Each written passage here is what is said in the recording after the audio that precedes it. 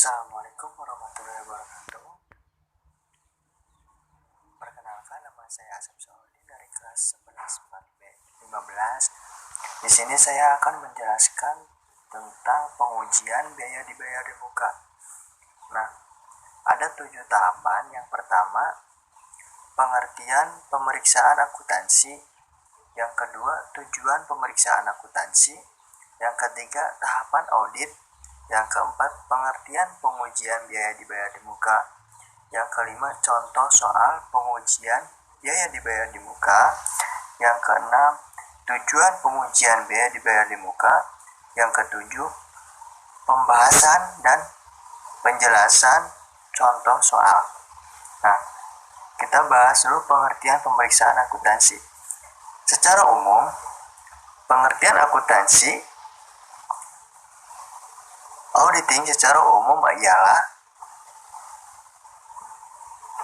sebuah proses yang sistematik supaya mendapatkan serta mengevaluasi beberapa bukti berupa data fisik maupun non-fisik secara objektif berdasarkan pernyataan-pernyataan dan kegiatan atau aktivitas dan kegiatan ekonomi yang bertujuan menetapkan kesesuaian antara pernyataan berdasarkan kriteria yang ditetapkan sebelumnya.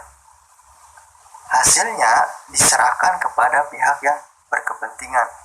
Nah, lanjut ke tujuan pemeriksaan akuntansi secara umum.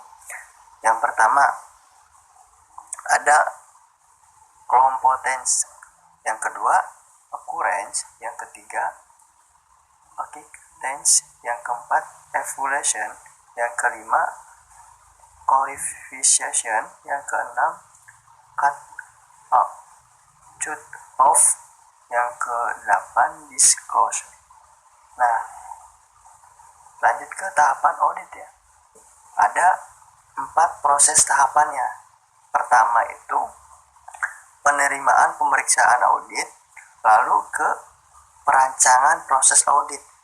Nah, setelah dirancang, ke pelaksanaan pengujian audit. Nah, setelah diuji, lalu ke pelaporan audit, melaporkan. Nah, lanjut ke pengertian pengujian biaya dibayar di muka. Apa sih pengertian pengujian dibayar di muka?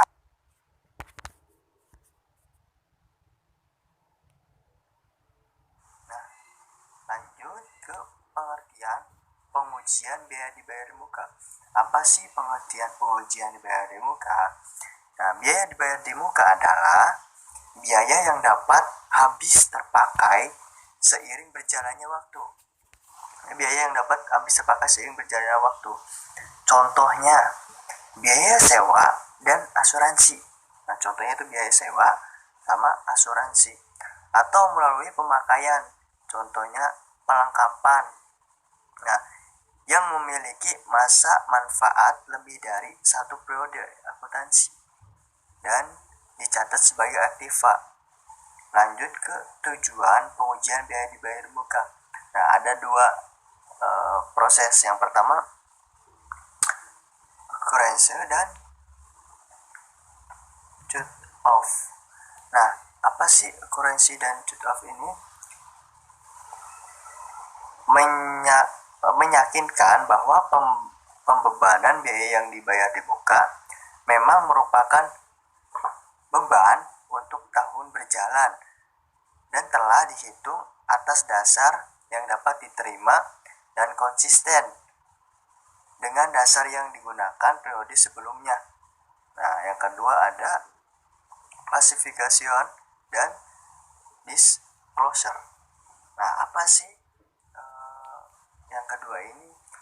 Menentukan bahwa perkiraan-perkiraan tersebut telah diklasifikasikan dengan tepat, dengan sesuai artinya, dan hal-hal yang penting telah diungkapkan dalam laporan keuangan. Nah, di sini ada contoh soal biaya dibayar di muka. Pada tanggal 2 bulan 1 tahun 2011, nah, keterangannya itu gedung kantor pusat Jalan Jenderal Sudirman Nomor 20, lantai 9,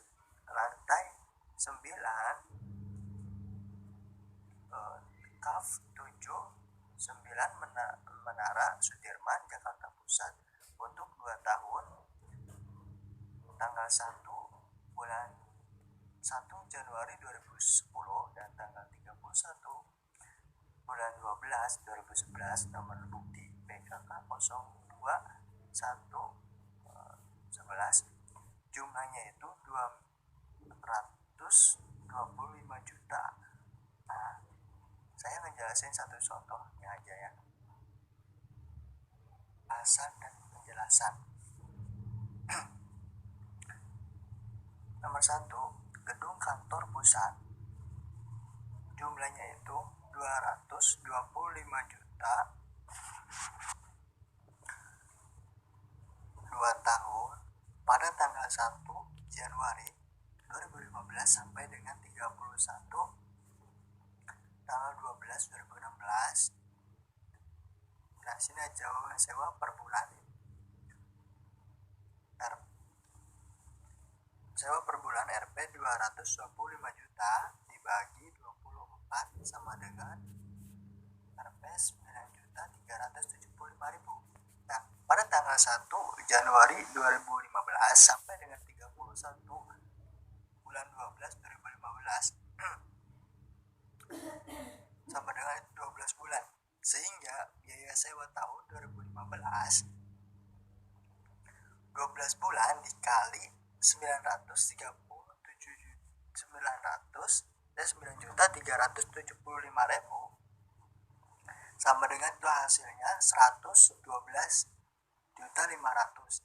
Nah, pada tanggal 1 Januari 2016 sampai dengan 31 sampai dengan 31 bulan 12 2016 sama dengan 12 bulan, sehingga biaya sewa tahun 2016 yaitu 12 bulan dikali 900.375.000 sama dengan 112.500.000. Nah, sisa sewa dibayar di muka tanggal 31 Desember 2016 sama dengan 225 juta dikurangi 112.500.000 sama dengan 112.500.000. Nah, pembahasan nomor 2 yaitu rumah direksi. Rp 180 juta 6 bulan pada tanggal 1 bulan 3 2001 sampai dengan 31 bulan 8 2016. Sewa per bulan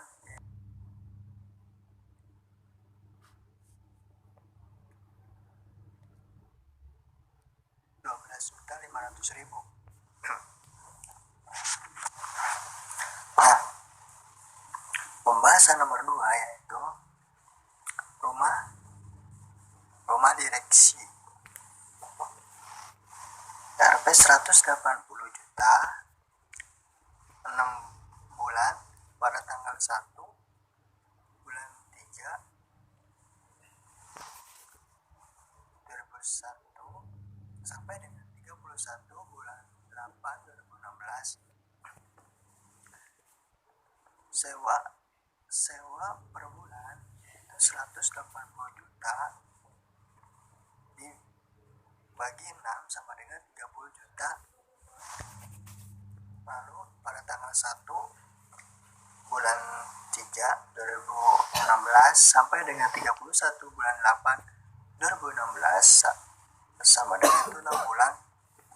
Biaya sewa tahun 2016 nya 6 bulan dikali 30 juta sama dengan 180 juta. Nah, sisa sewa dibayar di muka yang pada tanggal 31 Desember 2016 yaitu 180 juta. juta dikurangi 180 juta, jadi hasilnya itu 0. Nah, sekian saja dari saya. Kurang lebihnya saya mohon maaf. Assalamualaikum